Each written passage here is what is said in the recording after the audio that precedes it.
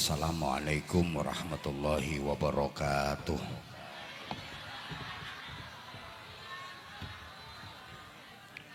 Bismillahirrahmanirrahim. Alhamdulillahi rabbil alamin wa kafa.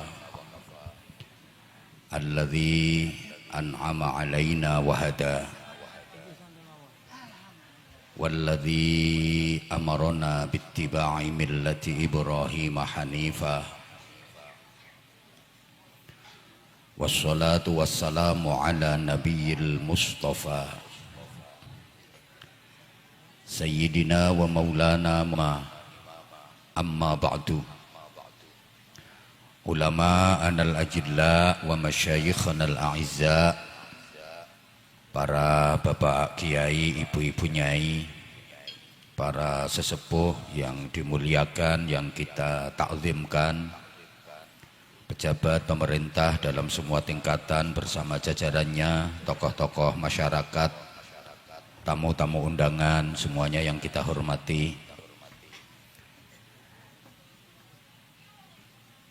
Keluarga besar Bapak Hendra Prasetya Novianto dan Ibu Vita Apriani Putri, juga keluarga besar Sate Mendo Wendis. Saya sebut dengan harapan nanti disuguhi, dan tentu saja gratis. Saya sudah pernah merasakan dan nikmat banget. Malam ini acaranya syukuran khitan Ananda Dava Aji Hendrawan. Mohon doa, mudah-mudahan Allah jadikan sebagai anak yang solih, membahagiakan, membanggakan, menyelamatkan, memuliakan kedua orang tuanya dunia akhirat. Dan luar biasanya syukuran khitan diisi sholawat, diisi ngaji, majelis yang sangat dicintai Allah, sangat dicintai Rasulullah. Nabi bersabda, ad-dunya mal'unatun, mal'unun ma fiha illa dzikrullah wa mawalah wa aliman wa muta'alliman.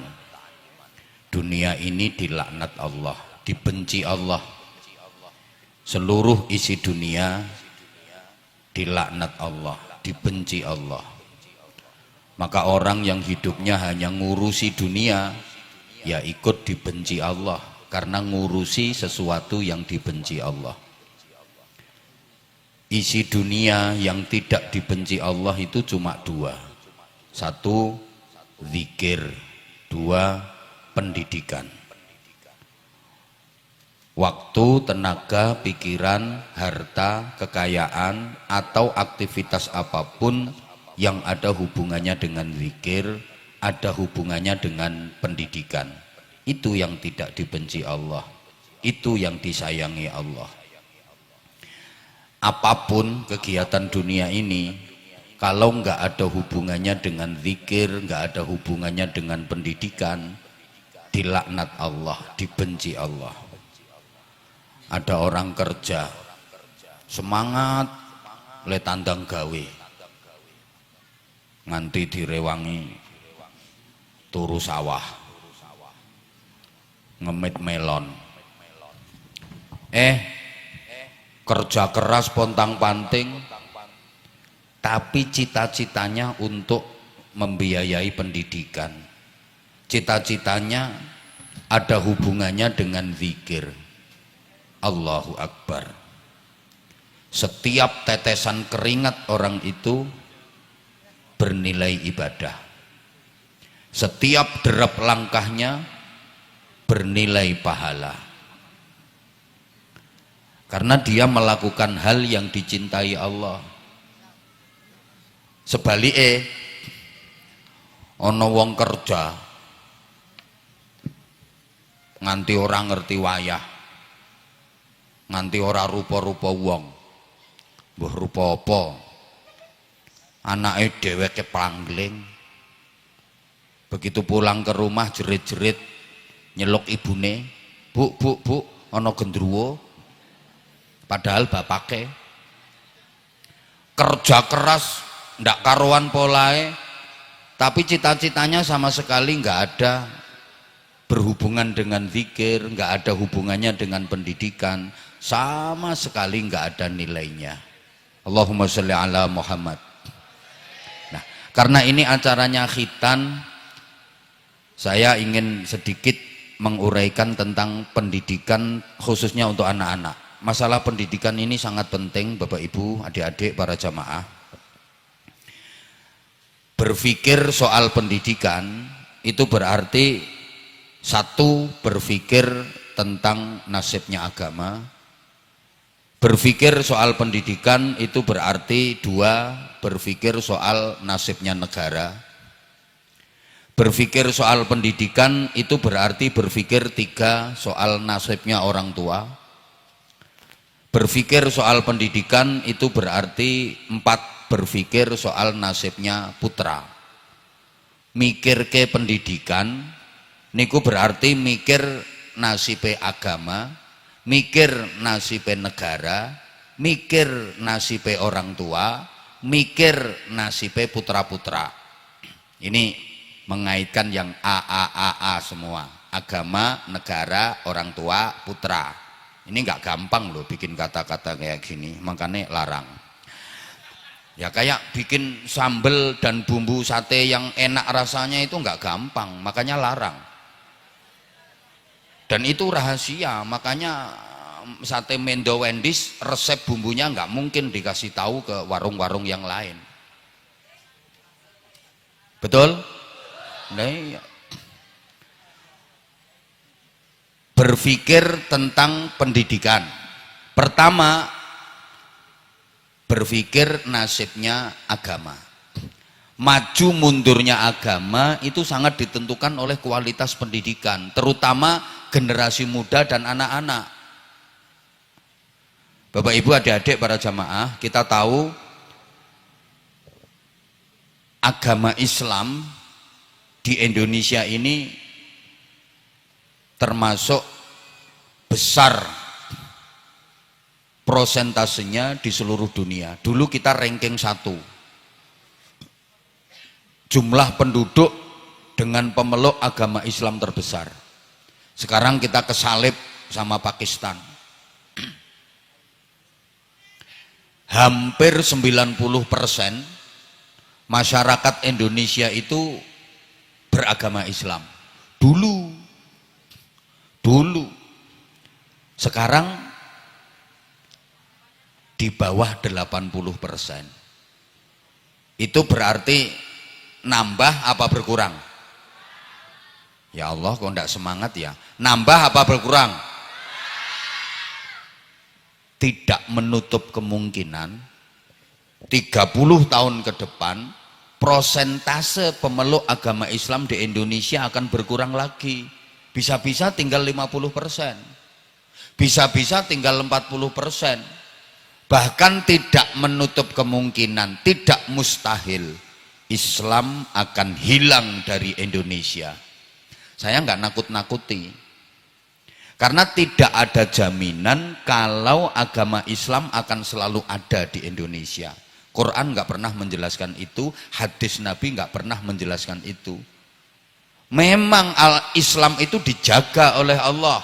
Ila yaumil qiyamah Islam dijaga oleh Allah. Tapi kan nggak ada jaminan kalau Islam akan selalu ada di Indonesia. Sudah banyak negara-negara yang dulunya Islam mayoritas, sekarang Islamnya habis. Contoh, Spanyol. Tahu Spanyol? Kidule Pemalang. Pokoknya Pemalang ngidul kok tekan Spanyol. Kalau naik becak 7,5 tahun. Spanyol itu dulu Islam mayoritas di sana. Dibuktikan dengan situs-situs religi. Itu banyak peninggalan-peninggalan kebudayaan Islam di Spanyol sana. Bahkan melahirkan ulama kaliber dunia seperti Muhammad Jamaluddin bin Abdullah bin Malik Al-Jayyani Al-Andalusi. Itu orang Andalusia, Spanyol, yang ngarang kitab Alfiyah Ibnu Malik yang dipelajari di hampir seluruh pesantren di Indonesia. Orang Spanyol. Dulu mayoritas Islam. Sekarang Islam di Spanyol nggak ada 2%. Rusia. Loh, itu dulu mayoritas Islam. Bapak Ibu kalau dengar ada kiai menjelaskan hadis Rawahul Bukhari, hadis ini riwayat Imam Bukhari, orang Bukhara, Rusia. Sekarang Rusia jadi komunis, Islam habis di sana. Udah kalau Eropa kejauhan, tetangga kita yang paling dekat Filipina. Filipina itu dulu mayoritas penduduknya beragama Islam, sampai ibu kota Filipina itu bahasa Arab. Manila itu aslinya fi amanillah, tapi lesannya manusia jadi Manila, padahal aslinya amanillah. Kok kayak nggak percaya ya diomongnya. Sekarang Islam di Filipina habis. Kenapa? Ini lagi-lagi soal pendidikan. Di negara-negara yang saya sebut tadi tidak memperhatikan pendidikan agama di kalangan generasi muda dan anak-anaknya. Maaf ya, di sana itu ndak ada madrasah-madrasah, ndak ada pondok-pondok pesantren. Di sana ndak ada kegiatan sholawatan, pengajian, istighosan, tahlilan, yasinan. Ringkesnya di Filipina itu ndak ada berkat. Makanya Islam habis. Saya kalau ditanya kapan Islam habis di Indonesia, jawaban saya sederhana, kalau di Indonesia sudah tidak ada berkat. Kalau pengen Islam tetap jaya di Indonesia, hidupkan berkat, jangan sampai berkat habis. Hidup berkat.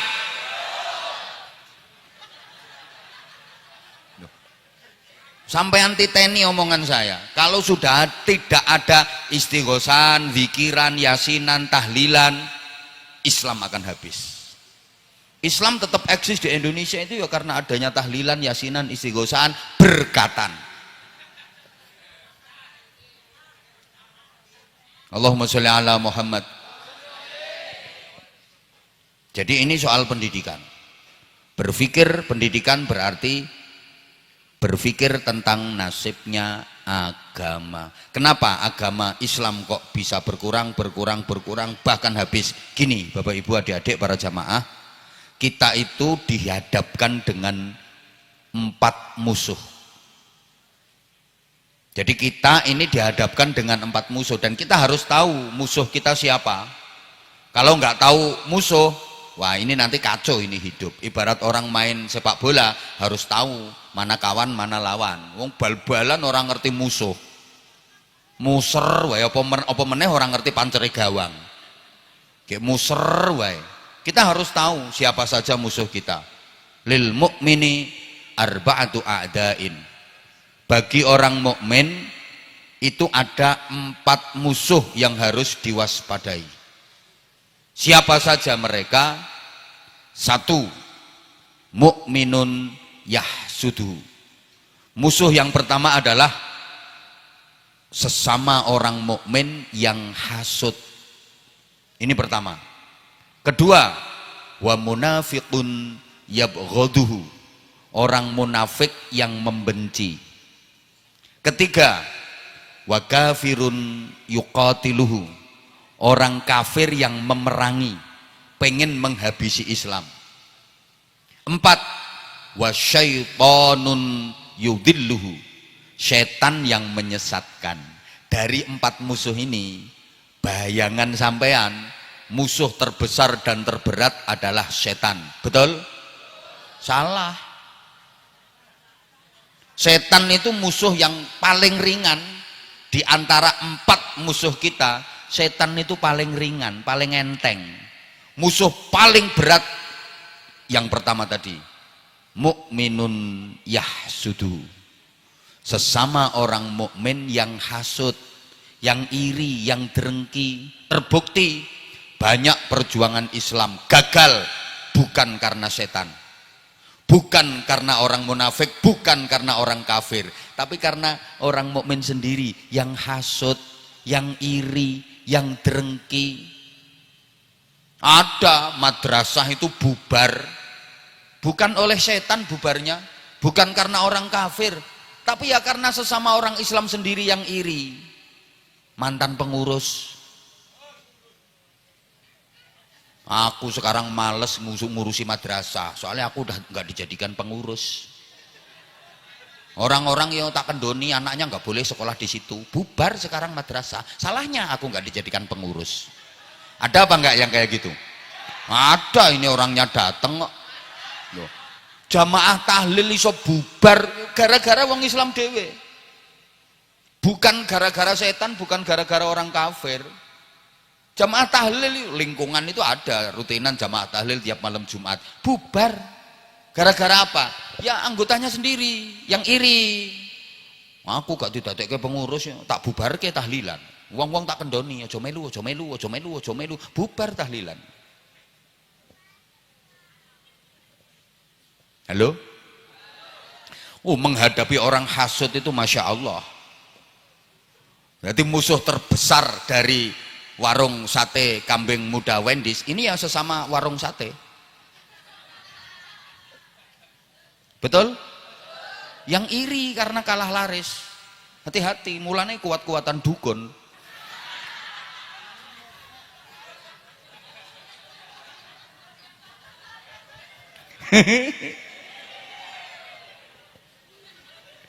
Ya Allah. Yang kedua, musuh kedua itu orang munafik yang membenci. Menghadapi orang munafik itu ya susah, karena orang munafik itu luar sama dalamnya beda. Luarnya menampakkan Islam tapi dalamnya menampakkan musuh. Orang munafik itu serigala berbulu domba. Jarine wong Jawa kaya welut kecemplung oli. Wis lunyu banget bisa. Susah ngadepi orang munafik. Dulu yang paling nyusahin Rasulullah itu orang munafik. Karena orang munafik itu kalau di hadapan Rasulullah menampakkan Islamnya, tapi di belakang Rasulullah pengen menghancurkan Islam. Itu orang munafik.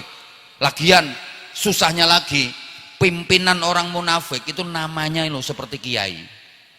Sama nggak tahu ketua umum pengurus pusat partai munafikin.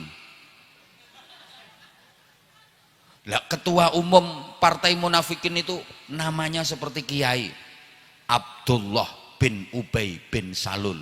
Namanya kayak ulama. Ya misalnya namanya Kartono kan jelas. Orang Arab kok namanya Karto. Halo?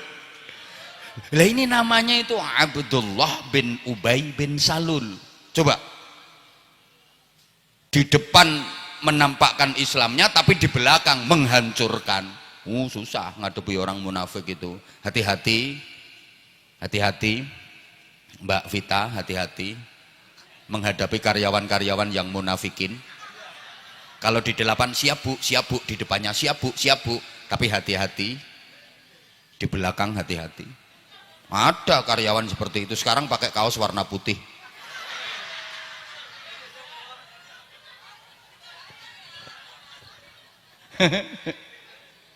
Musuh ketiga siapa? Wa kafirun yuqatiluhu. Orang kafir yang memerangi. Gini ya, orang kafir itu kalau memerangi Islam tidak diperangi secara fisik, tapi cita-citanya tetap pengen menghabisi Islam. Mereka tahu Islam itu nggak bisa diperangi secara frontal, secara fisik. Orang Islam kalau diperangi secara frontal, secara fisik malah menjadi-jadi, semakin kuat ghirahnya, semakin kuat semangat keislamannya. Nggak bisa. Orang Islam itu nggak bisa diperangi secara fisik, malah ngamuk. Misalnya ya, di daerah Tegal sini ada pengumuman, ada peraturan undang-undang, seluruh warga masyarakat Tegal dilarang menjalankan sholat Jumatan Saya yakin semua orang Tegal ngamuk, keluar bawa celurit, bawa pentungan. Siapa yang melarang Jumatan, serang. Padahal yang bawa pentungan nggak pernah sholat Jumatan. Ada ini orangnya lagi ketawa. Orang Islam itu nggak bisa diperangi secara fisik frontal, ngamuk malahan. Makanya cara menghabisi Islam tidak diperangi frontal secara fisik, tapi diperangi lewat budaya. Contoh saja, anak-anak muda dan anak-anaknya orang Islam itu dijauhkan dari nilai-nilai agama. Itu cara memerangi lewat budaya. Ngapunten. Kita sebagai orang tua kan wajib mengenalkan anak-anak kita kepada keluarganya Nabi. Putra-putrinya Nabi itu ada berapa, namanya siapa saja, cucunya Nabi namanya siapa saja, kakek buyutnya Nabi namanya siapa, paman bibiknya Nabi namanya siapa. Kalau anak-anak kita nggak kenal keluarga Nabi, kita orang tua berdosa. Wong Nabi itu idola kita kok. Tapi coba sekarang dites, anak sampean tes, nak, bibiknya Rasulullah namanya siapa saja, nggak bisa jawab anakmu. Tapi coba anakmu kasih pertanyaan, nak, siapa nama anaknya Raffi Ahmad, siapa nama istrinya Raffi Ahmad, paham anakmu? Betul? Duh. Cara menghabisi Islam oleh orang kafir itu nggak diperangi secara fisik, enggak, lewat budaya Islam yang dihabisi. Apalagi sekarang ada yang setiap tangan udah pegang, namanya setan gepeng. Iya, budaya Islam dihabisi. Hati-hati. Makanya sekarang maaf Bapak Ibu, anak-anak rata-rata udah pegang HP, betul? Lebih banyak mana? Pegang Quran apa pegang HP?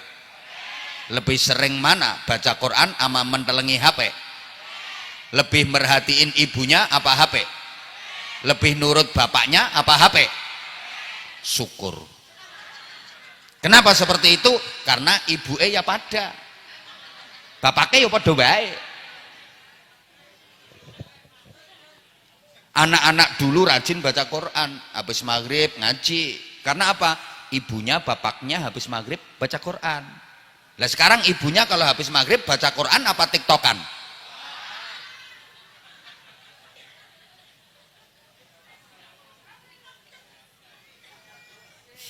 Udah, sekarang yang keempat. Ini waktunya ngaji cuma 30 menit kok. Udah. Yang ngerasa nggak ikut nyumbang nggak usah cerewet. Musuh yang keempat adalah setan. Nah setan ini sepertinya dianggap sebagai musuh paling berat, padahal enggak. Setan itu musuh paling enteng, setan itu musuh paling ringan. Bapak Ibu, kalau pengen mengalahkan setan itu gampang. Ini pengakuan setan sendiri. Setan itu dibacakan ayat kursi, dia lari terbirit-birit, kebakar hangus dia. Lah kalau orang munafik, orang mukmin yang hasud dibacakan ayat kursi, meringis, kecuali dilempar kursinya. Saya itu kadang-kadang apa ya, kalau diem-diem itu saya mikir, ya Allah, kasihan setan. Loh, saya sering gitu loh, saya sering kasihan sama setan. Kasihannya gimana? Setan itu selalu jadi kambing hitam, setan itu selalu jadi sasaran. Ada apa-apa yang disalahin setan. Coba ada manusia nakal, itu yang disalahin selalu setan. Itu orang kok sampai nyuri, katanya digoda. Itu orang kok sampai mabuk-mabuk, katanya kalah sama. Itu ada orang kok sampai zina, itu katanya gara-gara, padahal setannya nggak ikut ngapa-ngapain. Loh, setan itu nggak ikut berbuat, setan itu cuman mengojok-ojoki. Apa ya? Cuman memprovokasi, membisiki aja. Alladzi yuwaswisu fi sudurin nas. Setan itu hanya memprovokasi aja. Setan nggak ikut berbuat, tapi selalu jadi sasaran. Loh iya, ada orang korupsi sampai triliunan, itu kan setan cuman, ayo korupsi, aman. Ayo korupsi aman, orangnya kok korupsi bener, setan cuman yes, berhasil, berhasil. Sepeser pun setan nggak ikut menikmati hasil korupsinya, tapi selalu dijadikan sasaran, katanya gara-gara setan. Coba ada orang mabuk mendem geliyeng-geliyeng, itu setan cuman prokosi, ayo mabuk mendem, ora lanang nek ora wani mendem, lewangnya kok gelogok-gelogok, setan ya yes berhasil, setetes pun nggak ikut nenggak setan, tapi selalu dijadikan sasaran, kasihan setan ini. Ada orang zina, setan cuma provokasi, ayo meting kering, ayo ndang meting kering, aman-aman. Orangnya kok celingkring, meting kering. Setan yes berhasil, setan nggak ikut meting kering. Tapi selalu setan yang jadi sasaran, katanya gara-gara. Makanya saya itu kasihan sama setan. Ya Allah, Allah ya Karim. Allahumma sholli ala Muhammad. 2. Berpikir pendidikan berarti mikir nasib negara. Masya Allah, saya ngaji masih ada yang makan. Ya Allah, ayo geragas.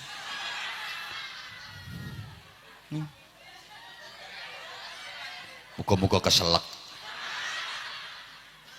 Mungkin mikir petentengan kok kono.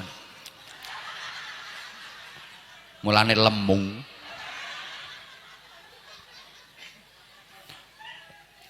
Mikir pendidikan berarti mikir nasib negara. Negara ini maju atau enggak itu tergantung pendidikan. Betul, pendidikan anak bangsa seperti apa itu yang menentukan nasib negara. Sorry ya, kalau bukan kita siapa yang mikir? Lah negara kita ini termasuk negara yang aneh. Di dunia ini enggak ada loh negara sekaya Indonesia. Sumber kekayaan alamnya nomor wahid di dunia. Bahkan di dunia ini nggak ada negara seindah Indonesia. Kita bangga dong jadi bangsa Indonesia. Orang Arab aja iri. Orang Arab itu kalau nyebut Indonesia bid'atun minal jannah, cuwilane swarga. Jadi swarga itu dianggap cuwil, jatuhnya dari Indonesia ini. Makanya orang luar negeri kalau ke Indonesia kerasan-kerasan, betah-betah, memang negara kita indah. Gunung Indonesia ini paku bumi. Bumi ini gerak-gerak terus, nggak bisa ditempati makhluk. Karena bumi ini di atas air, dunia ini kan lebih banyak air daripada buminya. Gerak-gerak terus, nggak bisa ditempati makhluk. Sama Allah dipaku supaya tenang, pakai gunung. Jep! Lah paku bumi yang paling kuat itu ya gunung-gunung di Indonesia. Hutan Indonesia adalah paru-parunya dunia. Manusia itu bisa hidup butuh nafas. Nafas itu pakai oksigen. Sumber oksigen itu dari tumbuh-tumbuhan, tanaman. Nah itu paling banyak di Indonesia, maka hutan Indonesia disebut paru-parunya dunia. Keren Indonesia ini. Cuma sayang sekarang hutan banyak yang gundul karena kayunya ditebangi orang-orang yang tidak bertanggung jawab. Gara-gara salah mengamalkan wiridan. Sama kiai disuruh baca wiridan, ya hayyu ya qayyumu ya hayyu ya qayyumu ya hayyu ya qayyum, dibaca ya kayuku ya kayumu ya kayuku ya kayumu. Akhirnya ditebangi semua itu kayu-kayunya. Ya Allah. Ya Allah. Padahal itu kalau ketangkep hukumannya berat. Cuma sayang yang dihukum itu yang nyurinya terlalu sedikit. Makanya dia dihukum. Kalau nyurinya banyak aman. Halo? Laut Indonesia adalah lautan paling indah di dunia. Kalau ada yang bilang laut paling indah itu laut Atlantik, laut Pasifik, bohong itu. Salah. Masih lebih indah laut Indonesia, karena di dunia ini nggak ada laut yang ditunggui Nyi Roro Kidul kecuali Indonesia.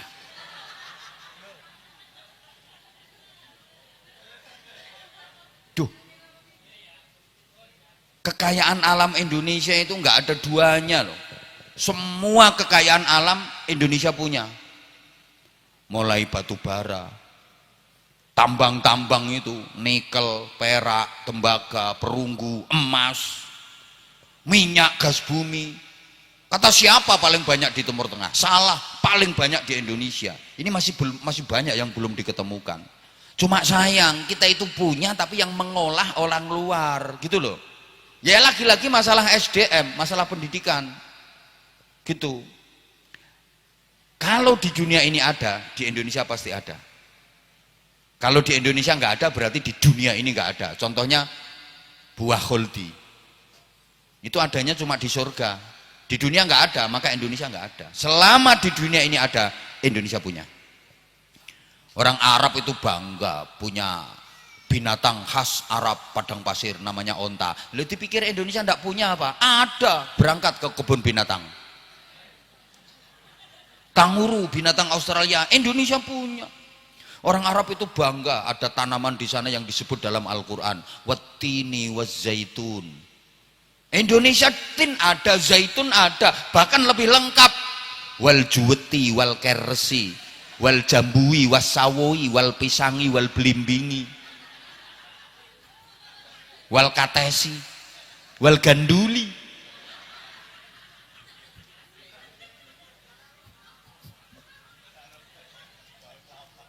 Wal kelopani wal cermi. Lengkap Indonesia ini. Loh, mana ada di dunia yang seperti Indonesia? Nggak ada. Loh, kita harus bangga loh jadi orang Indonesia. Mulane sampean nggak usah kadang menggaya pengen Eropa. Sidik-sidik bahasa Inggris, sidik-sidik bahasa Inggris. Bangga pengen jadi orang Inggris, ya minggat sana pindah ke Inggris. Ngapain ngomong Jawa isin bahasa Indonesia malu? Ngapain? Ngerti agama dikit nggak mau, saya kamu aku pean nyonge rika nggak mau, ana antum ya khair pret irungmu pesek ya khair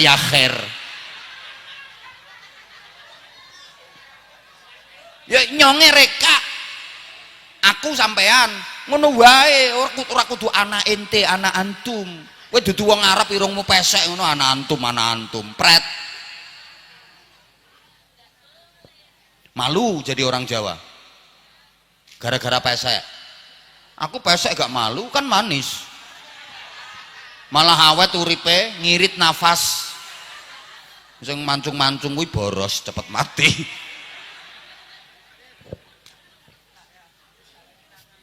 Tapi aneh Indonesia ini kaya dengan sumber kekayaan alam, tapi kok negaranya miskin, utangnya kok banyak, sampai sekarang kok nggak lunas-lunas. Andalane utang, gak pemimpinnya, gak rakyatnya, hobine. Lah ini gara-gara pendidikan. Siapa yang mau memikirkan pendidikan kalau bukan kita? Ngono lho. Terus nyumbang pira 3 sekarang. Mikir pendidikan berarti mikir nasibnya orang tua. Oke Bapak Ibu jamaah rahimakumullah, gini ya, sampean sebagai orang tua, sampean punya anak, itu tambah bahagia apa tambah menderita? Oke, tolong dijawab ya. Sampean punya anak itu tambah mulia apa tambah hina? Oke, sampean punya anak itu tambah pahala apa tambah dosa? Anak-anak sampean itu mengantarkan sampean ke surga apa menjerumuskan sampean ke neraka? Sampean gadah anak kuwi gampangke sampeyan mlebu swarga apa malah njlomprongke sampeyan manjing neraka?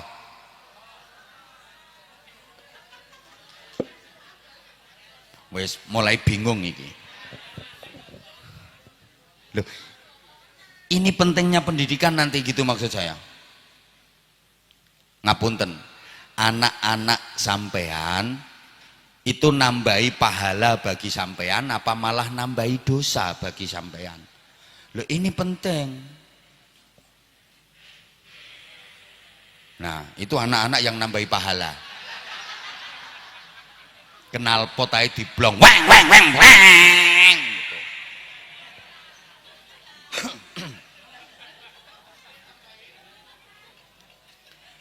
Banyak orang tua yang mulia di dunia gara-gara anak, banyak orang tua yang menderita di dunia juga gara-gara anak, betul? Demikian pula kelak di akhirat, banyak orang tua yang masuk surga karena anak, banyak orang tua yang dimasukkan neraka juga karena anak. Jenengan udah sering dengar toh, orang tua kalau punya anak yang hafal Quran, itu nanti anaknya akan mempersembahkan mahkota surga kepada kedua orang tuanya. Bahkan amin nopo anakmu ngono potongane amin amin. Bahkan anak bisa memberikan syafaat kepada orang tuanya, memberi pembelaan kepada orang tuanya. Orang tuanya sudah diputus di pengadilan akhirat, sidang pengadilan akhirat, mengingat dan seterusnya, menimbang dan seterusnya, memperhatikan dan seterusnya amal-amal perbuatan yang dilakukan selama di dunia, memutuskan orang Tegal masuk neraka, Bojonegoro surga. Contoh begitu, iya ya contoh, begitu mau dilempar ke surga oleh malaikat Zabaniyah, anaknya datang membela orang tuanya karena anaknya hafal Quran. Orang tua yang siap-siap mau dilempar ke neraka dibela sama anaknya, digandeng sama anaknya, diajak menuju ke surga. Orang Bojonegoro, ya Tegal, ya Tegal, surga semua. Tapi orangnya nggak seperti itu. Loh iya, loh sebaliknya, ada orang tua yang udah siap-siap mau menuju ke surga, di stop sama malaikat gara-gara tuntutan anaknya, dan itu nyata digambarkan dalam Al-Quran. Wa qalu rabbana inna ata'na sadatana wa kubara'ana fa'adalluna as-sabila Rabbana atihim dhi'afaini minal 'adzabi wal'anhum la'nan kabira. Ya Allah, aku dihukum di neraka nggak apa-apa, aku disiksa di neraka nggak apa-apa, tapi aku nuntut kedua orang tuaku juga harus disiksa di neraka dengan siksaan yang double-double, berlipat-lipat dibanding siksa yang aku terima. Karena aku banyak maksiat, banyak dosa, sebab orang tuaku nggak tanggung jawab. Mereka nggak ngurusi pendidikan agamaku, mereka nggak ngurusi akhlakku. Kalau aku mau dimasukkan neraka, aku harus ancek-ancek gegernya bapak sama emak saya. Jadi bapaknya ibunya dicemplung di neraka sik nggo ancek-ancek anaknya. Dingkluk wonge. Lho iya. Bapak Ibu ngapunten-ngapunten, anak polah bopo kebrada. Aktivitas anak itu berdampak pada reputasi orang tua. Jangankan di akhirat, di dunia aja itu. Anak itu kalau berprestasi, orang tua ikut merasakan bangga, betul? Anak apik, wong tua katut apik. Tapi anak nakal, anak rusak, wong tuane tercemar. Misalnya ada anak sekolahnya pinter, peringkat 1 terus, dia ngajinya juga bagus, akhlaknya baik sama orang itu, sopan santun, andap asor, tata krama, Masya Allah, baca Qur'annya fasih, sholawatannya enak. Ini orang setegal itu ngomongnya, Masya Allah, putrane siapa itu, putrane siapa? Bapaknya bangga banget, bapaknya untune diketokke wae. Oleh melaku nganti mereng-mereng ora iso bali. Saking banggane, anakku anak nyong, anakku anak nyong, anakku anak nyong. Saking senenge, saking banggane. Tapi coba misalnya ada anak udah nggak sekolah, drop out, nggak pernah ngaji, nggak punya etika, nakal, ngerusak. Pokoknya ndak ada mangga itu sempet tua itu ndak ada. Pohon mangga itu dilewati bawah itu kerotok-kerotok rontok semua. Saking nakale. Coba. Ya kayak tadi lah sepeda motor itu knalpotnya diblong. Weng weng weng weng weng. Bengok-bengok hobine. I wong sak Tegal leh ngomong, "Masya Allah iki delondonge siapa itu?" Didelondong-delondong kek. Halo? Allah. Yang keempat, mikir pendidikan sek sore mikir pendidik ngundang dewek. Mikir pendidikan itu berarti mikir nasibnya anak. Bapak Ibu, ternyata sebagai orang tua itu haram hukumnya punya anak kok sampai bodoh. Dosa besar orang tua yang punya anak kok bodoh. Punya anak bodoh itu orang tuanya dosa. Bahkan Nabi menyatakan, la yalhaqullaha ta'ala 'abdun bi dzambin a'dhama min jahalati ahli. Ya Allah, ora ana wong mati nggawa dosa luwih gedhe ngungkuli wong mati sing ninggal anak-anake bodho-bodho. Tidak ada orang mati membawa dosa lebih besar melebihi dosanya orang yang mati dia meninggalkan anak-anaknya di dunia dalam keadaan bodoh-bodoh. Anake oon. Masih belum paham? Halo? Gak ada orang mati membawa dosa yang lebih besar melebihi dosanya orang mati dia meninggalkan anak keturunannya di dunia bodoh. Kenapa sih punya anak bodoh itu kok orang tuanya dosa besar? Gini Bapak Ibu para jamaah, orang tua punya anak kok anaknya bodoh-bodoh, itu berarti orang tua sama dengan menyengsarakan anaknya dunia akhirat. Saya ulang, punya anak bodoh itu orang tuanya sama dengan menyengsarakan anaknya dunia akhirat. Karena memang orang bodoh itu hidupnya sengsara. Orang bodoh itu uripe nelongso. Tegal itu leh ngarani nelongso pripun kepriben? Nelangsa. Sengsara. Orang bodoh itu hidupnya nelangsa, hidupnya sengsara. Udah sekarang urusan dunia aja sengsara, urusan akhirat juga sengsara. Orang bodoh itu, orang kalau bodoh urusan dunianya aja sengsara. Kerja orang bodoh pasti kerjanya rendahan, jadi pesuruh. Nggak ada orang bodoh kok jadi bos. Kerja atasan, kerja yang bergengsi dengan gaji tinggi, dengan pendapatan besar, mesti itu orang pinter-pinter itu, betul?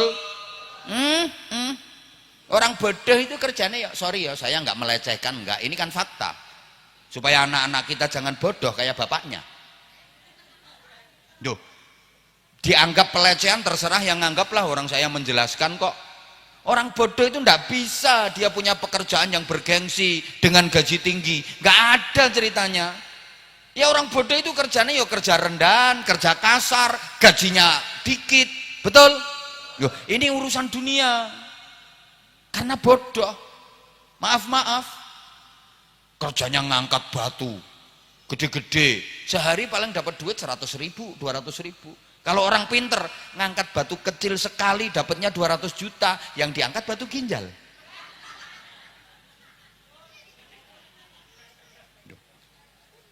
Loh, ada acara kayak gini, orang bodoh itu tugasnya ya angkat-angkat, usung-usung, kasar-kasar itu kerjanya.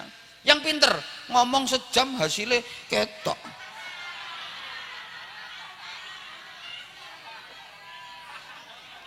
Halo?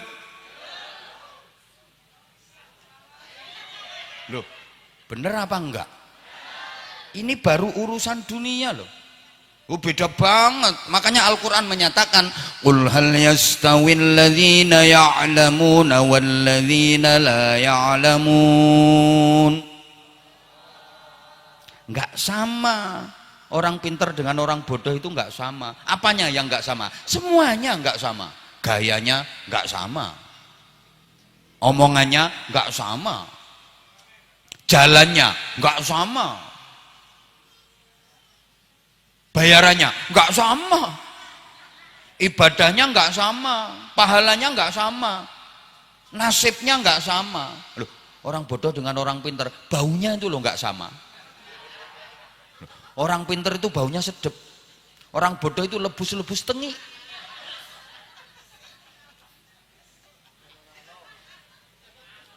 Loh, nggak terima ya bien, nggak apa-apa, emang ini kenyataan kok yang saya sampaikan. Gayanya nggak sama, orang pintar itu gayanya pantas gitu.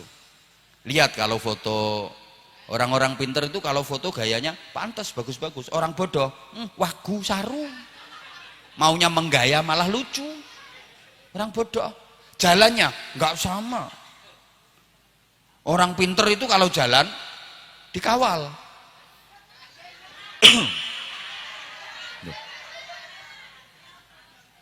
Nggak ada orang pinter jalan sendirian itu. Lihat itu, bupati, gubernur, menteri, ulama-ulama, nggak ada jalan sendirian, pasti selalu dikawal, didampingi, duduknya enak, kasih suguhan. Lah kalau orang bodoh melaku ya keluyur, doprok, dongsong itu. Ya Allah, maaf banget. Ya Allah, tidurnya aja nggak sama. Naumul alim khairun min ibadatil jahil. Tidurnya orang pinter lebih baik, lebih dicintai Allah daripada tidurnya orang bodoh. Loh, orang alim, orang pinter itu kalau tidur pakai ilmu, makanya tidurnya bernilai ibadah. Orang bodoh ibadah dia nggak tahu ilmunya, ketolak ibadahnya. Baca Qur'annya nggak sama. Ayatun min alim khairun wahabu ilallah min juz'in wahidin minal jahil. Orang pinter baca Quran satu ayat itu lebih baik, lebih dicintai Allah daripada orang bodoh baca Quran satu juz. Nah kalau orang pinter baca 10 ayat ya sama kayak orang bodoh 10 juz. Makanya orang-orang pinter, kiai-kiai itu jarang khataman Quran, takut kebanyakan pahala. Paling bagian Fatihah sama doa. Yang suruh baca Quran ya santri-santrinya yang bodoh-bodoh itu. Halo? Loh, nggak adil dong. Masa ini yang bodoh baca Quran dapat 10 juz. Orang pinter cuma 10 ayat kok pahalanya banyak yang pinter. Justru di situ adilnya Allah. Orang pinter itu kalau baca Quran angen-angen sak maknane. Kalau orang bodoh angen-angen sak mangane. Satu ayat orang pinter itu lebih baik daripada satu juz orang bodoh. Kok enggak percaya sih kayaknya? Kemarin waktu bulan Maulid itu saya ceramah itu mulai Jawa Timur, Jawa Tengah, Jawa Barat, Jakarta, Kalimantan, Sumatera, kemana-mana. Saya cuma bawa satu ayat, laqad kana lakum fi rasulillahi uswatun hasanah. Satu ayat itu hasilnya masya Allah. Satu ayat. Lah orang bodoh khataman di musola itu 10 juz, dapatnya ya tahu, tempe. Halo? Betul? Dibilangi kok. Terus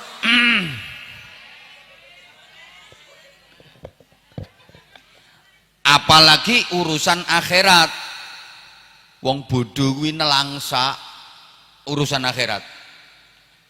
Tak kasih contoh ya. Sholat itu urusan akhirat.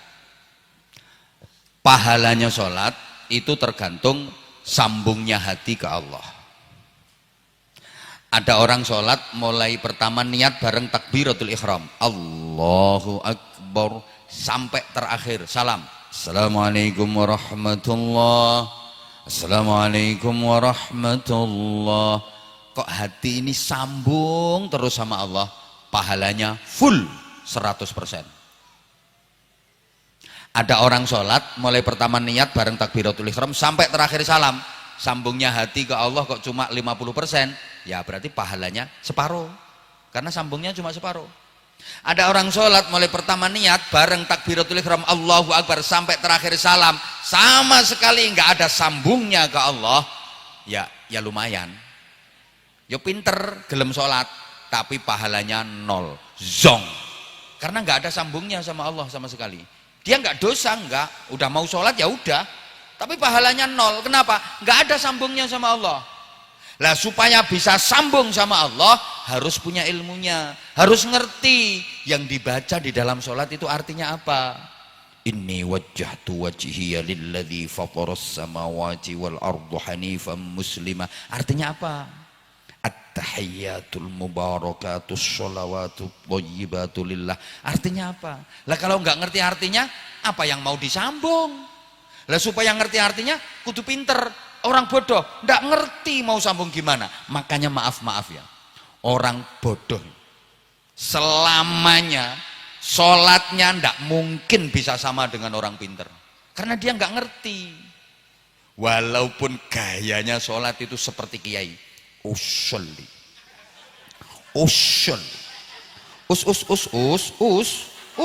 usolli fardal maghribi, sholatnya medeni Allahu akbar, tetap zong. Orang dia nggak ngerti yang dibaca itu artinya apa, Allahu akbar, tetap zong. Loh, nelangsa jadi orang bodoh itu. Halo, paham apa enggak ya ini orang-orang? Makanya Bapak Ibu para jamaah, jangan sampai anak-anak bodoh, orang tuanya dosa, menyengsarakan anaknya dunia akhirat. Orang bodoh itu melas, nelongso. Coba misalnya kemarin bulan Ramadan, anak-anak remaja itu khataman Quran di masjid, di musola, tadarusan Al-Quran di masjid, di musola. Sampai anak pengen kan kalau anaknya ikut tadarusan baca Quran di masjid, betul? Nah, tapi anaknya sampean bodoh misalnya nggak bisa baca Quran, terus diomongi sama ibunya, nak, itu loh teman-temanmu di masjid baca Quran, sana ikut ngumpul teman-temanmu. Mah, melu ngumpul sono, teman-temanmu baca Quran itu di masjid. Mah, aku ndak bisa maca. Gak iso maca ya wis, pokoke melu ngumpul ning kono. Ya mah, Bu. Engko nek aku ning kono dikongkon maca. Hayo. Gimana nanti kalau aku dikongkon maca? Aku ra iso kok. Hayo. Didengar orang sekampung, terus orang-orang ngomong itu anaknya siapa, ra iso baca Quran, sing kena sampean. Makanya aku nggak gelem itu menjaga nama baik orang tua. Akhirnya orang tuanya ngelus dodo, ya Allah anakku ki perasaannya jero tapi kok oone pol-polan. Ya Allah. Makanya Bapak Ibu, kalau pengen anaknya jadi mulia itu wajib diisi ilmu. Bukan hanya manusia yang memuliakan, Allah juga ikut memuliakan. Wa idza qila suzu fansuzu yarfa'illahu alladhina amanu minkum walladhina utul ilma darajat. Asal dimodali iman, ilmu, pasti diangkat derajatnya sama Allah. Saya yakin sebagai orang tua, Bapak Ibu pengen nanti sebelum meninggal itu kan rencananya sampean arep mati nggih. Sida mboten niku? Oh sida mati kabeh kok. Mati ya mati, nek iso ya ninggali anak-anak. Anake ya ditinggali warung sate telu-telu.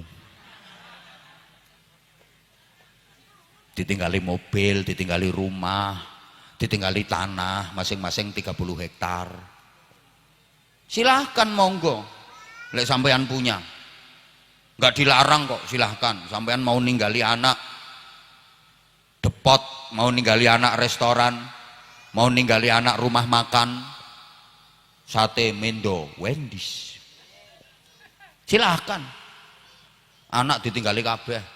Masih meskipun sampean ya kepingin, duwe anak 5 digaweni omah siji-siji, diparingi tanah sak hektar, diparingi kendaraan siji-siji, pengen monggo silahkan, monggo.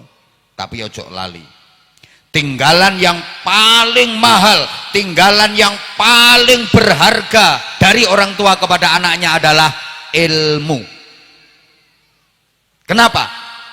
Anak itu kalau ditinggali harta, berapapun harta yang ditinggalkan bisa habis, betul? Tapi kalau ditinggali ilmu, ilmu nggak ada habisnya. Harta nanti datang karena ilmu itu. Tak baleni. Kalau cuma ditinggali harta, maaf, harta nggak bisa dipakai untuk membeli ilmu. Sebanyak apapun duitmu, sebanyak apapun kekayaanmu, nggak bisa dipakai membeli ilmu, nggak bisa. Tapi kalau ilmu bisa mendatangkan harta. Dan ingat, nggak ada orang kaya dari warisan itu, nggak ada. Nggak ada ceritanya. Kalau mengandalkan warisan, yang ada cures, ludes, habis. Saya yakin RM, Sate, Mendo, Wendy's ini bukan karena warisan. Ini makhluknya di sini. Makhluknya di sini. Saya berani yakin saya. Beliau bukan karena warisan dari orang tuanya, enggak sama sekali, enggak. Dulu melarat, rombong, betul, mulanya bekas-bekas melarat masih ada sisa-sisanya. Mosok sugih kok koyo ngene modele, masih ada tanda-tanda kemelaratan itu, masih ada. Yakin saya ini bukan warisan, rintisan dari beliau. Jadi orang-orang yang berhasil, orang-orang yang sukses usahanya itu bukan karena warisan. Kalaupun dulunya orang tuanya kaya, anaknya kok yo kaya, karena memang anaknya digembleng, anaknya dididik untuk bisa mandiri, tidak mengandalkan orang tuanya. Apa namanya, RM, Raden Mas, rumah makan Sate Mendoan di sini. Kalau misalnya punya anak, berapa putranya? Setunggal, cucunya 3 ya misalnya. Cucu 3, terus ada 3 rumah makan, dibagi satu untuk cucu-cucunya. Kalau memang tidak dibekali dengan kemandirian, yakin akan ludes, yakin akan habis. Udah banyak contohnya itu. Kalaupun putranya beliau bisa meneruskan usaha beliau, itu bukan karena warisan, tapi karena memang dididik dan digembleng untuk bisa mandiri. Bukan karena mewarisi orang tua. Pokoknya nek marisi orang tua entek. Tak kasih contoh, buyut saya punya tanah 100 hektar, keren, orang kaya. Anaknya buyut saya 10, salah satunya buyut saya. Lah buyut saya berarti dapat bagian 10 hektar. Buyut saya punya anak 10, salah satunya mbah saya. Berarti mbah saya dapat warisan tanah 1 hektar. Mbah saya anaknya 10, salah satunya bapak saya. Berarti bapak saya dapat bagian 100 meter. Bapak saya anaknya 10, salah satunya saya dapat bagian 10 meter. Lah kalau anak saya 10, berarti anak saya bagian semeter. Itu kalau warisan. Kalaupun ada yang orang tuanya kaya, anaknya bisa kaya karena memang digembleng sama orang tuanya untuk bisa mandiri. Ojo ngandal ke nyonge, rika, aku, kue. Itu, ini pelajaran bagi putrane ini makhluk ini. Jangan mengandalkan beliau. Ya nanti kalau beliau udah meninggal, kan mau meninggal beliau. Lu siapa yang nggak mau meninggal? Saya juga mau meninggal, tapi duluan Wendy's.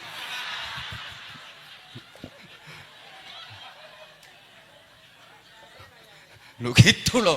Lu iya. Itu kalau warisan kekayaan udah banyak contohnya. Bapaknya kaya, ibunya kaya. Dua-duanya meninggal, giliran anaknya habis kekayaannya. Ada apa ada? Banyak, ludes. Tapi kalau ditinggali ilmu gak ada habisnya. Mulane ngapunten, al malu yang kusubil infak, wal ilmu yazidu bil infak. Harta itu kalau dibagi-bagikan bisa habis, tapi kalau ilmu dibagi-bagikan malah tambah banyak, nggak ada habisnya. Makanya nggak ada ceritanya kiai kentean ilmu, nggak ada kiai kehabisan ilmu, nggak ada. Ada santrinya datang misalnya, Yai saya minta ilmunya, minta diajari. Apa nak? Fatihah. Oh nggak mau tadi pagi, baru diambil temenmu Fatihah. Udah habis. Sekarang tinggal ini kulhu, mau apa enggak? Ini aja kulhu kulaan lawas. Nggak ada kiai kok kehabisan ilmu. Semakin didom, semakin dibagi-bagikan, semakin bertambah. Itu loh. Makanya warisan terbaik orang tua kepada anak-anaknya tidak ada lain kecuali ilmu. Allahumma sholli ala Muhammad. Nah, siapa ngomong larang-larang? Pengen murah yo ketua RT-mu suruh ceramah. Larang murah itu tergantung kualitas. Sate kalau kualitasnya bagus ya mahal. Sama-sama 10 tusuk ilo. Beda bumbu, beda harga. Betul? Semakin bagus kualitas ya semakin mahal. Sate ngono mosok penceramah enggak.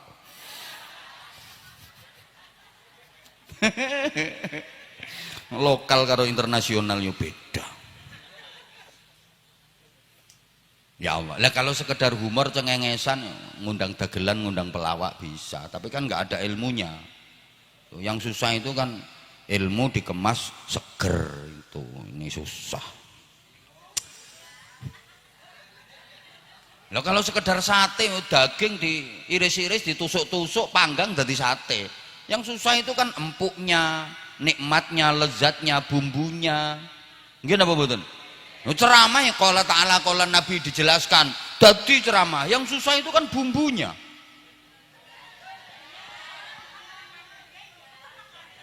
Ya bilangin kok. Makanya saya sering sampaikan, ilmu itu isi bagi manusia yang paling mahal, paling berharga. Orang itu kayak kardus. Kardus itu nilainya kan tergantung isinya. Betul?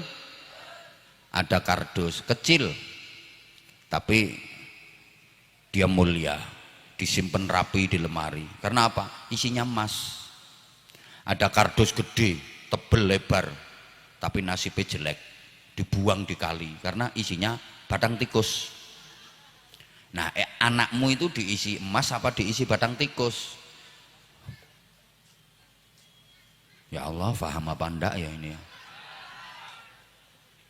Ya orang itu kayak pelembungan itu loh, kayak pelembungan, balon itu kan sama bahannya. Tapi nasibnya bisa beda. Ada balon itu disebul pakai karbit itu, nyut melentu gede, tinggi terbang, mumbul karena isinya karbit. Sini apa ngarani karbit nggih? Apa? Karbit kan? Ya coba kalau diisi karbit, mumbul. Tapi balon disebul karo ababe banseri. Nyut, yo gede melentu tapi ndak bisa mumbul, glimbang-glimbung nang isor. Kenapa? Isinya abab. Lah yang sama-sama balon, sama-sama melentu, sama-sama gede, satunya kok cuma glimbang-glimbung. Lah isinya abab. Satunya kok bisa tinggi karena isinya karbit. Makanya anakmu kalau pengen tinggi derajatnya, anakmu isenono karbit. Yang disebul nganggo karbit anakmu. Loh, karbite anak itu ya ilmu iman itu tadi, gitu loh. Paham kan? Ya udah paham kok. Oh, belum jelasin ngono kok belum pahami berarti on berarti. Ya Allah. Ini terakhir. Ya nanti Wendy's biar ngundang lagi. Gitu loh. Ngono.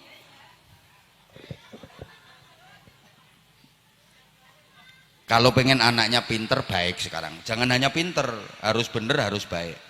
Ini saya pesan satu aja. Jangan membenci orang nakal. Penyakit kita itu kalau ada orang nakal itu kita benci, itu tidak boleh. Itu menyebabkan anak-anak kita yang nakal. Nggih, matur suwun. Nggih, dirayu karo banser, kalau minum kan dipikir ceramahnya tambah lama. Ya ndak, sekarang hitungannya per menit kok. Kelemahan kita itu biasanya nggak suka kalau ada orang nakal. Boleh nggak membenci orang nakal? Kalau minta lanjut harus dijawab. Boleh nggak membenci orang nakal? Membenci orangnya nggak boleh. Kalau membenci kenakalannya harus. Kita harus merubah kenakalan itu kok, fal yughayyirhu biyadih. Kalau bisa dirubah pakai kekuatan. Kalau nggak bisa, fabi lisanih, pakai nasihat, pakai omongan. Kalau nggak bisa, fabi qalbih, hatinya ingkar, hatinya benci. Wadzalika adhaful iman, dan itu adalah iman yang paling lemah. Halo? Halo? Kalau membenci orangnya ndak boleh, membenci kemungkarannya, membenci kenakalannya harus. Ndak setuju dengan kemungkaran itu, ndak seneng dengan nakalnya itu, tapi nggak boleh membenci orangnya. Allahumma sholli ala Muhammad. Bisa membedakan ya? Kok kayaknya kayak nggak paham gitu ya. Membenci kenakalannya oke, tapi membenci orangnya ndak boleh. Harus dibedakan. Kenakalannya memang kenakalan, tapi orangnya kan tetap orang, manusianya kan tetap manusia. Paham? Kayak gini loh ibu, maaf ya. Ibu misalnya dikasih duit sama suami, segebok, ratusan ribu, jumlahnya 10. Berarti berapa? 1 juta. Dan duit itu, duit itu ono teleke. Ada teleknya, kotoran ayam itu apa namanya? Tembelek, tak baleni. Deh, ibu sampean dikasih duit 1 juta sama suami, duitnya ono tembeleke. Kira-kira ini yang dibuang tembeleke tok apa sak duit-duitnya? Ya tembeleke tok ya dipelirit kok. Tembelek duit. Benci sama tembeleknya, tapi kan nggak benci sama duitnya. Paham? Oke, ibu boleh benci sama tumo. Tahu tumo? Yang ada di kepala itu apa namanya? Tumak. Apa jenenge? Tumak ya? Iya tumak. Diganti A ya kok. Ibu boleh nggak seneng sama tumak? Benci sama tumak boleh, tapi jangan karena benci tumak tembus ndas-ndase. Wis Mas, timbangane ndas akeh tumake ditugel ketok bae ganti semangka. Benci tumake tapi ndak benci sak ndas-ndase. Paham? Benci kenakalannya tapi nggak boleh benci orangnya, nggak boleh benci manusianya. Nah, kalau kita benci kenakalan plus benci orangnya, ini mengakibatkan anak-anak kita nanti jadi nakal. Hati-hati. Dah nih, saya kasih cerita saja. Nabi itu kan banyak, 124.000. Yang diangkat jadi Rasul ada 313. Yang wajib kita ketahui 25. Yang wajib terus diingat-ingat, bahkan disebut terus ada 2. Nggak boleh lupa dan wajib disebut terus 2. Siapa? 1 Nabi kita, Nabi Muhammad Shallallahu Alaihi Wasallam. 2 Nabi Ibrahim Alaihi Salam. Kita itu wajib tiap hari, bukan hanya mengingat-ingat Nabi Ibrahim, wajib menyebut. Kapan? Ketika sholat. Itu ada sholawat namanya sholawat Ibrahimiyah. Allahumma sholli ala Sayyidina Muhammadin wa ala ali Sayyidina Muhammad kama shollaita ala Sayyidina Ibrahim wa ala ali Sayyidina Ibrahim. Di sini yuk masih pakai Ibrahim. Oh iya barangkali diganti Sulaiman ben ketularan sugih. Pengen kaya terus diganti Allahumma sholli ala Sayyidina Muhammadin wa ala ali Sayyidina Muhammad kama shollaita ala Sayyidina Sulaiman wa ala ali Sayyidina Sulaiman. Nyebut Sulaiman ben sugih. Ndak boleh. Utawa bapak-bapak mas-masnya biar tambah ganteng ganti wa ala ali Sayyidina Yusuf. Ndak boleh. Tetap Ibrahim. Bahkan bukan hanya orang hidup yang harus ingat dan menyebut Nabi Ibrahim, orang mati pun masih disuruh nyebut dan ingat Nabi Ibrahim. Kapan itu? Waktu ditalkin. Bapak Ibu sudah pernah ditalkin? Sabar sebentar lagi. Duh, itu nanti ada Gusti Allah pangeran kula Nabi Muhammad, Nabi kula, kitab Al-Quran, Imam kula. Kok terakhir nanti ada Nabi Ibrahim bersasat bapak kula. Kok Nabi Ibrahim? Kok gak Nabi Adam? Mesisan mentok sampai atas.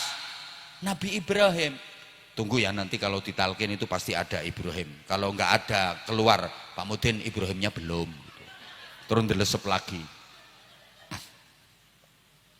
Kenapa kok Nabi Ibrahim yang disebut-sebut? Gini Bapak Ibu ya, kok bukan Nabi Adam, kok bukan Nabi Nuh? Sebab Nabi Ibrahim itu anak keturunannya baik-baik semua, nggak ada satupun yang nakal. Itu hebatnya Nabi Ibrahim. Kalau Nabi Nuh masih punya anak keturunan yang nakal.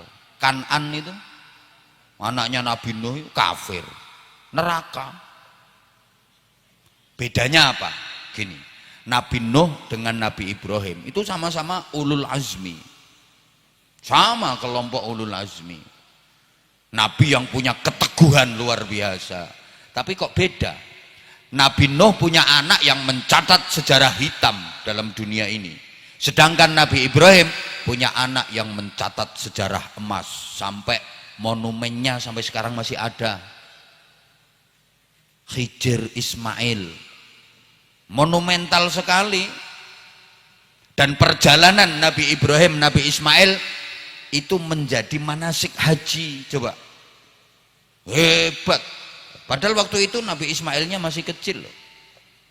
Ini paham apa enggak ya diajak ngaji kayak gini nih ya? Nah ceritanya gini Bapak Ibu. Mborati rungok keok. Nabi Ismail itu masih remaja, usia 12 tahun. Ada riwayat yang mengatakan masih usia 8 tahun. Diomongi sama bapaknya, ya bunayya inni ara fil manami anni azbahuka fanzur madza tara. Nak, bapak mimpi nak, disuruh Allah nyembelih kamu nak. Gimana nak pendapatmu nak? Anak masih umur 8 tahun diomongi bapaknya, mimpi diperintah Allah nyembelih dirinya. Apa jawabannya? Sungguh menggetarkan. Qala ya abati fa'al ma tu'mar satajiduni insya'allahu minas sabirin. Bapak silahkan Bapak laksanakan apa yang diperintahkan Allah kepada Bapak. Saya siap disembelih, dan insya Allah Bapak akan mendapati saya termasuk orang-orang yang sabar. Ya Allah. Coba anak Rika. Nak, Bapak ngimpi nak diperintah Allah nyembelih Rika. Jadi anak enake, Bapak baik sing wis tua. Ngrasakno disembelih, dipondokke wae mulih. Anakmu kuwi dipondokke nang pesantren, bapaknya sing ngeterke durung tekan ngomah, anaknya wis mlungker ning kamar. Halo? Kok bisa punya anak yang hebat-hebat? Nah, ini ceritanya gini Bapak Ibu. Nabi Nuh itu terkenal nabi yang sabar. Dimusuhi kaumnya, dilempari batu, dikata-katain gila, Nabi Nuh tetap sabar. Tapi akhirnya umat kelewatan, menentang, bukan hanya nentang Nabi Nuh, nentang agama, tapi nentang Allah. Akhirnya Nabi Nuh kan keprucut doa, mendoakan jelek untuk kaumnya. Rabbi la tadhar 'alal ardi minal kafirina dayyara. Ya Allah, jangan kau tinggalkan di muka bumi ini, jangan sisakan di muka bumi ini satu orang pun yang menentangmu ya Allah. Innaka in tadharhum lam yalidu illa fajiran kafara. Karena jika kau tinggalkan ada satu orang saja yang masih hidup di muka bumi, mereka nanti akan punya anak-anak dan anak keturunannya akan menentangmu ya Allah. Habisi mereka semua ya Allah, matikan mereka semua ya Allah. Dituruti sama Allah, banjir, dunia ini tenggelam, orang-orang yang nakal habis mati semua. Ya Allah. Halo? Yang hidup tinggal orang-orang yang ikut naik perahunya Nabi Nuh. Jadi kita ini ternyata keturunan dari orang-orang yang ikut naik perahunya Nabi Nuh itu loh. Loh iya. Makanya kita semua di sini saudara, sama ndak usah ribut lah soal ini nasabnya dari sana, ngapain? Sama kok kita ini dari keturunan orang yang naik perahunya Nabi Nuh. Mentok nasabnya tekan Nabi Adam karo Ibu Hawa kok. Nggih napa nggih? Ya wis ngono ae. Yang penting kita ini kitanya baik gitu loh. Siapapun kalau baik ya wajib kita hormati, kita apii gitu loh. Halo? Halo? Gitu. Sama ndak usah bangga-bangga. Sama orang ngerti munggah keturunanmu tekan Bathara Kala ya orang ngerti. Apa kono kae tekan Raja Fir'aun ya ora ngerti. Halo? Loh, ya Allah, gara-gara Nabi Nuh mendoakan rusak umatnya itu, anaknya sendiri yang namanya Kan'an nggak mau iman. Coba banjir itu. Kan'an, ayo ikut bapak naik perahu nak. Mah, nggak mau. Aku mau naik rumah. Munggah rumah, naik rumah. Akhirnya air makin tinggi. Kan'an dideketi sama Nabi Nuh, bawa perahu. Naik perahu nak, ikut bapak nak, ini rumah mau tenggelam, biarin rumah tenggelam, aku naik gunung. Wek, persis anak wong Tegal naik gunung Kan'an, air makin besar, makin tinggi, ditelateni sama Nabi Nuh, dideketin. Kan'an, ini gunungnya mau tenggelam nak, ayo nak, nggak iman sama bapak ndak apa-apa nak, yang penting ikut naik perahu. Ini rayuannya Nabi Nuh. Nah maunya Nabi Nuh nanti kalau udah naik perahu baru dinasehati gitu loh. Nggak mau, nggak mau. Gunung mau tenggelam nak, biarin gunung tenggelam. Aku naik pohon, itu masih ada pohon yang tinggi. Wek, gitu. Masya Allah, naik pohon, air makin tinggi. Pohon akan tenggelam. Dideketi sama Nabi Nuh sambil nangis itu. Kan'an, anaknya bapak, ayo naik perahu nak, ayo naik perahu nak. Nggak mau. Kepules banjir. Wus, mati di hadapan Nabi Nuh. Jadi Nabi Nuh itu tahu, Nabi Nuh itu ngelihat proses nazaknya Kan'an. Makanya sejak saat itu Nabi Nuh tertunduk, nangis terus, malu sama Allah. Halo? Ya Allah, paham apa enggak ini? Sampean juga awas kalau sampai mendoakan kerusakan pada orang lain. Mungkin doamu diijabah sama Allah, tapi awas anak keturunanmu nakal-nakal. Hati-hati. Beda dengan Nabi Ibrahim. Nabi Ibrahim dihukum dengan hukuman yang luar biasa oleh umatnya, dibakar hidup-hidup. Gak ada nabi yang dibakar oleh umatnya, dibakar hidup-hidup kayak Nabi Ibrahim, itu ndak ada. Tapi Nabi Ibrahim ndak ada sedikit pun kebencian sama umatnya, ndak ada mendoakan sama umatnya, mendoakan keburukan. Malah Nabi Ibrahim itu dalam kobaran api, Rabbi innahunna adlalna katsiran minan nas faman tabi'ani fa innahu minni wa man 'asani fa innaka ghafurur rahim. Ya Allah Gusti, tiang-tiang sing manut kula nderek kula niku bala kula Gusti. Tiang-tiang sing mboten manut kula niku kawulane panjenengan. Panjenengan kan Maha Pengampun Gusti. Masya Allah. Itu Nabi Ibrahim. Orang-orang yang mengikuti aku, mereka kelompokku ya Allah. Orang-orang yang menentangku, mereka hambamu. Engkau Maha Pengampun ya Allah. Ini kalau diteruskan, ampuni mereka. Masya Allah. Itu Nabi Ibrahim. Ya wis padha meneng ya. Kok kayak tercengang gitu sampean? Halo? Ya Allah. Nabi Ibrahim itu dalam kondisi seperti itu, bahkan didatangi malaikat Jibril mau menawarkan pertolongan. Nabi Ibrahim tidak mau kok. Assalamualaikum. Waalaikumsalam. Kenapa Mas Bril? Ya Mas Bril, aku mau menolongmu, aku nggak tega melihatmu wahai Ibrahim. Aku akan menolongmu. Nabi Ibrahim jawabnya gimana? Mas Jibril, ini perintah Allah apa maunya sampean sendiri? Kalau perintah Allah aku nurut, tapi kalau maunya sampean sendiri, sorry, aku nggak butuh bantuanmu. Biar aku selesaikan dengan Allah. Masya Allah. Itu Nabi Ibrahim. Lah karena Nabi Ibrahim itu nggak pernah mendoakan kejelekan, sehingga putra keturunan dari Nabi Ibrahim itu baik-baik semua. Ini saja yang saya sampaikan, udah jam 12. Kurang. Ngundang lagi. Insya Allah nanti lain kesempatan, insya Allah nanti lain waktu. Mohon doanya nak Dafa ini benar-benar berilmu sempurna, beriman kuat, ilmunya cukup sehingga menjadi anak yang solih. Udah itu aja kalau mendoakan anak. Dongaknya solih, itu tuntunan agama. Doakan mudah-mudahan solih. Nanti jadi apapun yang penting soleh.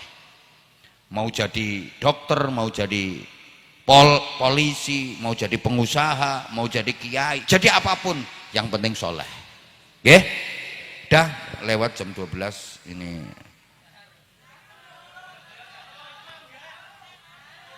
Hah? Sate kok. Ini nggak ada sarung-sarung, itu nggak ada. Apa? Mau minta sarung? Nggak malu?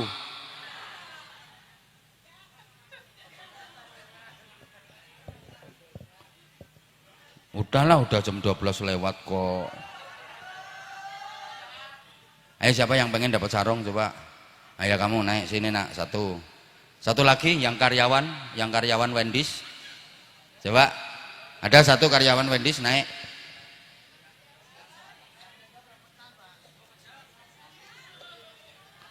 Yang karyawan Wendy's.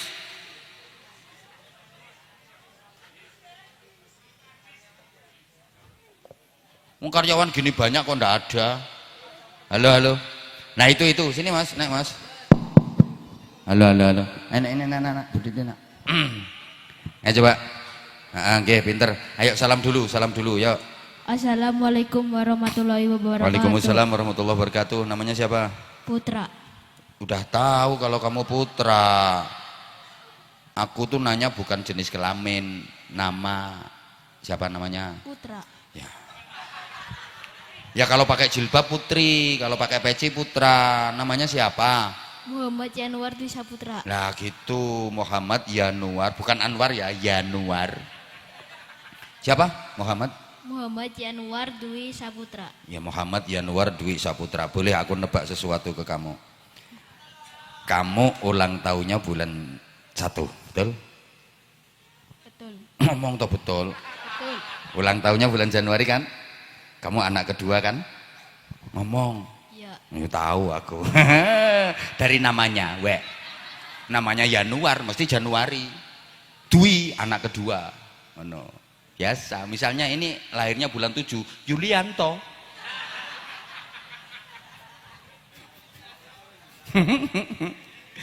Sekolahnya kelas berapa nak? Kelas 6. SD apa MI? SD. Berarti tahun ini mau lulus? Iya. Nah, pakai mic, kalau ditanya apa gunanya pegang mic. Berarti tahun ini mau lulus? Iya. Nah, pengen mondok enggak? Pengen. Di pesantren? Iya. Jawa Tengah apa Jawa Timur pesantrennya? Jawa Tengah. Di Jawa Tengah. Udah punya rencana mau ke pesantren mana? Udah. Di mana? Di Sesoleh Bahasa Lama. Nah, tepuk tangan dulu. Seneng aku kalau ada anak mau mondok itu. Cita-citanya apa nak? Jadi anak soleh. Iki berarti ngerungoknya ceramah iki. Pinter kamu, jadi apapun pokoknya soleh ya nak ya. Ya. Pinter kamu. Wih. Ya sekarang anak soleh yang nanti di bidang apa?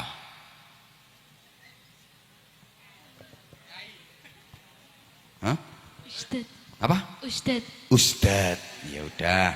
Makanya mondok, makanya ngaji, pengen jadi ustad ya. Pinter kamu, pinter ya. Kamu kok ngacung kayak gini, berarti udah siap tampil. Siap. Pengen apa kalau naik panggung?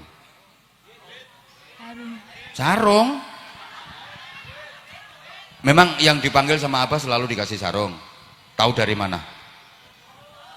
YouTube. Dari YouTube. Yang lain diem dong. Berarti kamu tahu YouTube-nya Abah, apa namanya? Apa Anza? Abah Anza. Kalau YouTube namanya Anza Channel KH Anwar Zahid. Tolong di subscribe dong. Udah ya? Nah, yang udah. Ini belum tahu ini anak ini. Katanya suka ngelihat apa di mana biasanya? YouTube sama apa? TikTok. Kalau nggak kenceng jawabnya, nggak keras, pelungkar-pelungkar, tak suruh turun lagi, ganti anak yang berani. Aku itu suka anak yang pemberani, nggak TikTok, YouTube. Calon ustadz itu harus berani. Nah, sebelum dikasih sarung biasanya suruh tampil dulu, ya? Ya. Nah, oke. Kamu tahu rumah makan ini namanya apa? Tahu. Apa namanya? Rumah makan sate Mendo. Moco. Apa namanya? Rumah makan sate Mendo Wendy. Wendy's. Yang punya namanya siapa?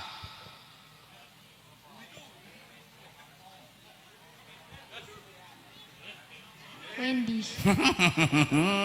Ya udah, pelungkar kayak gini kok. Itu loh yang punya orangnya di situ itu loh.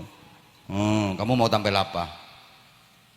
Nyebutkan nama-nama anak nabi.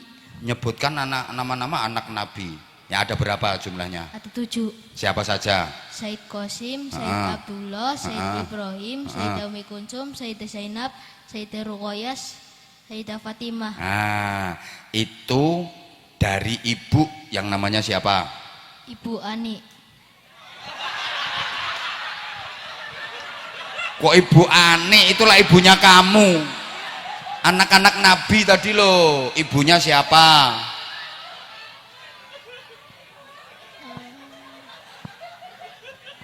Jumlahnya berapa tadi? 7. Sekarang nama ibunya siapa? Nama ibunya anak-anak Nabi. Tahu ndak?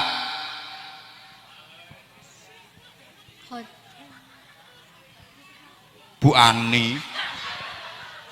Siapa? Siti Khadijah. Lah ya kan Siti Khadijah itu yang 6. Ada 1 anaknya Nabi yang bukan berasal dari ibu Sayyidah Khadijah, yaitu dari ibu yang bernama Sayyidah Maria Al-Qibtiyah. Siapa nama anaknya? Anaknya Raffi Ahmad namanya siapa?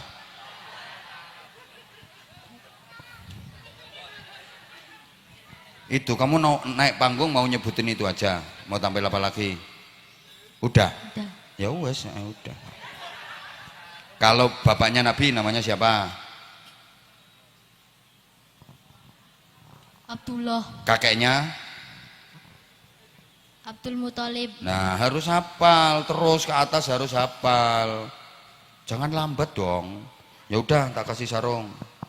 Udah, itu salim sama yang punya warung. Kalau dikasih duit diterima, nggak dikasih nggak apa-apa. Nanti tak kei.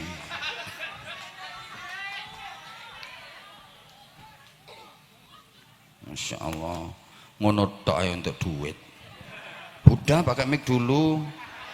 Dapat duit nggak? Dapat. Berapa? 100.000. Kok 100, lihat itu berapa? Ya udah, terima kasih dulu sama orangnya. Terima kasih. Terima kasih Pak. Ngono tok. Didoakan kalau dikasih orang itu 1 bilang terima kasih, 2 mendoakan. Ayo, terima kasih dulu. Terima kasih Pak, semoga panjang umur, sehat selalu. Semoga rumah makannya laris manis. Udah selembar dongane akeh banget. Ya, cuman selembar dongane akeh banget. Harusnya kalau doanya banyak itu ya lembarannya banyak. Ya udah dikasih itu cuman gitu. Coba misalnya tampilannya kamu bagus, pasti sama Pak Haji kamu dikasih banyak tadi. Tampilannya cuman gitu kok, udah dapat selembar udah bagus. Udah tambahi selembar. Ini gak usah sarungnya. Sarung dulu, nanti kalau kata-katanya bagus tak tambahi. Bisa kata-katanya. Sarungnya siapa Pak? pelungkar-pelungker. Udah dapat 100.000 pelungkar-pelungker. Enak, kamu tadi udah gini angkat tangan ini berarti harus sudah siap dan berani. Sarungnya coba Pak. Mangga. Mangga, ayo kata-kata sarung mangga kayak di YouTube, kayak di TikTok itu. Sarung mangga. Nggak mesti ya ternyata anak itu. Kadang dia kayaknya di bawah itu berani. Saya begitu naik ke panggung, sarung mangga. Ayo coba. Sarung mangga. Sarung aba anjas.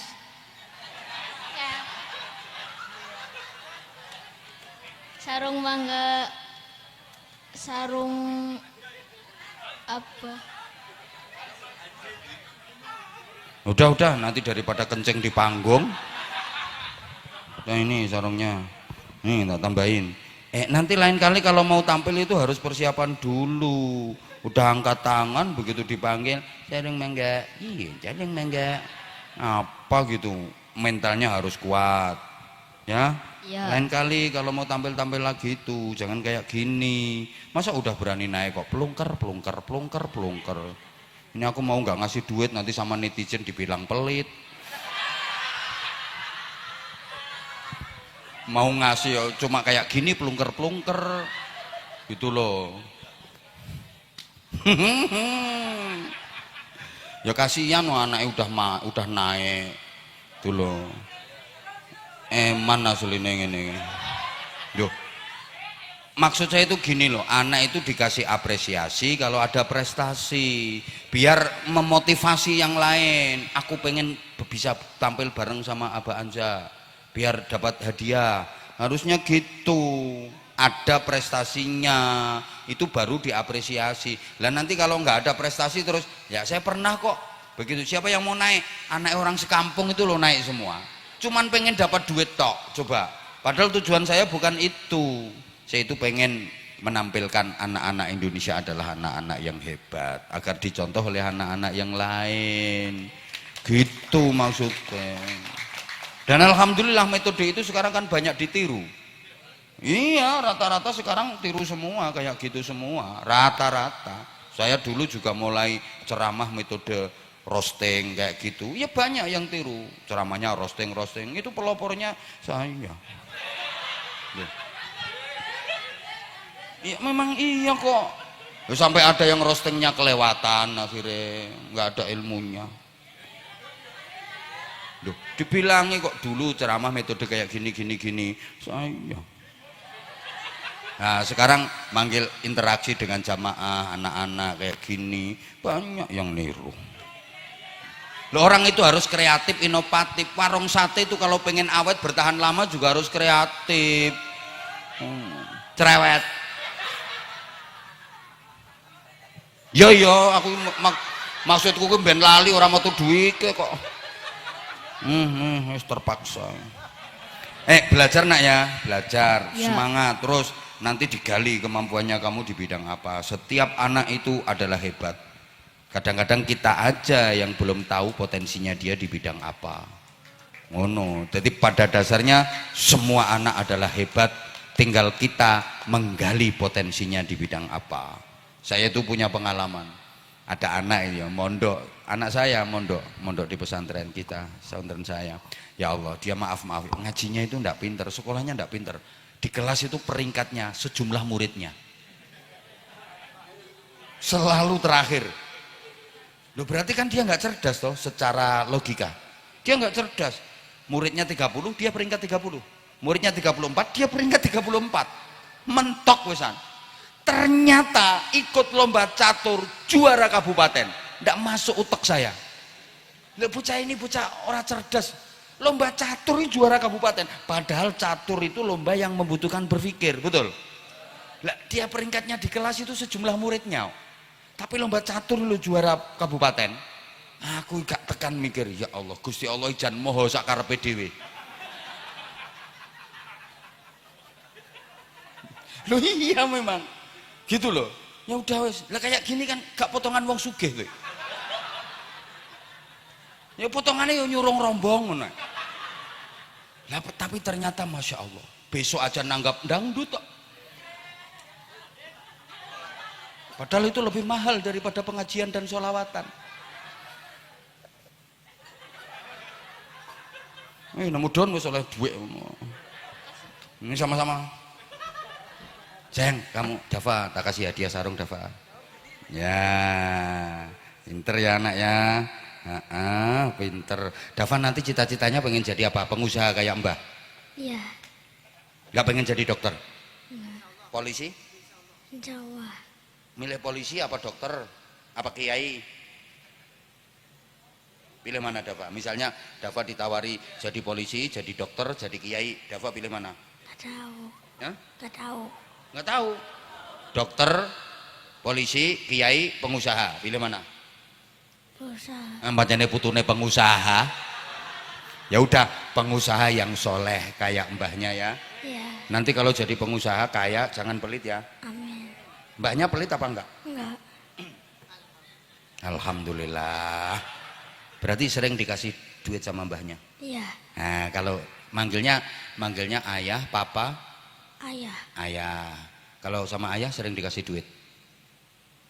Enggak terlalu. Enggak terlalu. Oh, berarti ayahnya agak pelit, berarti ayahnya. Enggak terlalu, lebih sering dikasih sama mbah ya? Iya. Nah, kalau manggilnya ibu, mama? Mama. Mama cerewet apa enggak? Agak. Agak. Kayaknya ya banget, bukan agak itu. Tapi mama sayang kan sama Dava? Sayang. Sayang. Sekarang Dava sekolahnya kelas berapa? 3. Kelas 3. Nanti kalau udah lulus sekolah pengen mondok enggak Dava? Di pesantren? Insya Allah mondok. Pinter ini calon pengusaha. Anjane putune pengusaha. Ya udah Dava, pinter ya sayang ya. Pinter ya, solih, insya Allah solih. Dah saya matur suwun semuanya, insya Allah nanti lain kali disambung kalau diundang lagi. Gak diundang gak apa-apa, nyari warung sate yang lain. Lah ini aja lo udah tak sebut berkali-kali ini podo karo promosi wesane. Nah iyalah, ini harusnya ada tambahan ini. Ndak, terima kasih. Saya dulu pertama pas ngaji di mana itu diampirkan sama sama Mbak Vita. Saya diampirkan di yang mana ya, warung yang mana ya? Kokean rumah makan nih loh, nah, yang baru yang di dekatnya exit tol itu loh. Yang di sana udah saya ada fotonya saya di sana. Iya wong sampeyan yo melu foto. Aku eling sing lemu kuwi. Gak diajak foto yang ngeyel melu ae. Oh ya itu apa itu yang lemu itu ya. Matur suwun semuanya, mudah-mudahan tambah barokah. Al-Fatihah. A'udzubillahi minasyaitonirrajim. Bismillahirrahmanirrahim. Alhamdulillahirabbil alamin arrahmanir rahim maliki yaumiddin. Iyyaka na'budu wa iyyaka nasta'in ihdinas siratal mustaqim siratal ladzina an'amta 'alaihim ghairil maghdubi 'alaihim waladdallin. Rabbighfirli wa liwalidayya wa lil mu'minina amin ya rabbal alamin. Allahumma shalli 'ala sayidina Muhammadin wa 'ala alihi wa sallim radhiyallahu tabaraka wa ta'ala an kulli sahabati Rasulillah ajma'in walhamdulillahi rabbil alamin. Allahumma ja'al jam'ana jam'an marhuma wa tafarruqana min ba'dihi tafarruqan ma'suman wa mahfudha. Allahumma innaka ta'lamu dhunubana faghfirha wa innaka ta'lamu 'uyubana fasturha wa innaka ta'lamu hajatina faqdiha kafa bika waliyyan wa kafa bika nasira. Allahumma ja'alna minas su'ada'il maqbulin wa la taj'alna minal ashqiya'il mardudin. Allahumma ja'alna minal 'aidin al faizin salimin al ghanimin al aminin. Allahumma ja'alna waj'al auladana wa talamidana wa ahlana wa dhurriyyatina min ahli al ilmi wa ahli tuqa wa ahli al quranil 'azim wa ahli al khairi was salah fid darain wa la taj'alna wa iyyahum min ahli الكفر والشرك والفساد والشر والضير. اللهم أرنا الحق حقا وارزقنا اتباعه وأرنا الباطل باطلا وارزقنا اجتنابه. ربنا هب لنا من أزواجنا وذرياتنا قرة أعين واجعلنا للمتقين إماما.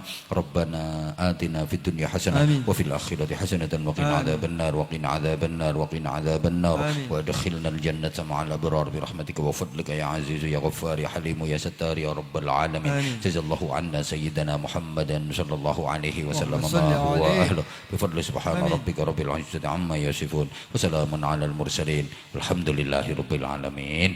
Mohon maaf atas segala salah dan khilaf. Wafaqanallahu wa iyyakum lima yuhibbu wa yardah. Wassalamualaikum warahmatullahi wabarakatuh. Waalaikumsalam warahmatullahi wabarakatuh.